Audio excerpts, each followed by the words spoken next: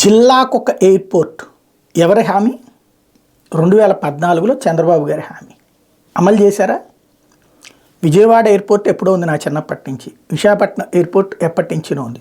Rajahmundry airport అంతకుముందు కట్టించినటువంటిదే. కడప, తిరుపతి ఇవన్నీ ఉన్నాయి. కొత్తగా ఎయిర్పోర్ట్లు జిల్లాకొకటి. అశోక్ గజపతిరాజు విమానయాన శాఖ మంత్రి చేయగలిగారా? అసలు ఇంటర్నేషనల్ ఎయిర్పోర్ట్ ఏముంది ఆంధ్రప్రదేశ్లో? లేనప్పుడు తీసుకురావాలి కదా. ఇప్పుడు భోగాపురం ఇంటర్నేషనల్ ఎయిర్పోర్ట్ ఎక్కడ కడుతున్నారు? విశాఖపట్నంలో కదా.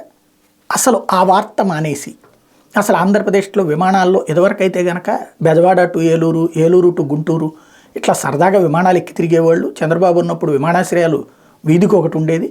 కానీ జగన్ వచ్చిన తర్వాత ఆ విమానాశ్రయాలన్నిటి తీసేసి వాటన్నిటిలో పార్టీ కార్యాలయాలు పెట్టేసేసుకుని ఆ పైన జగన్మోహన్ రెడ్డి అందరినీ ఎర్రబస్సుల్లో నడుపుతున్నాడు అన్నటువంటి స్థాయిలో వార్త రాసుకొచ్చారు విమానాశ్రయాలకు సంబంధించి.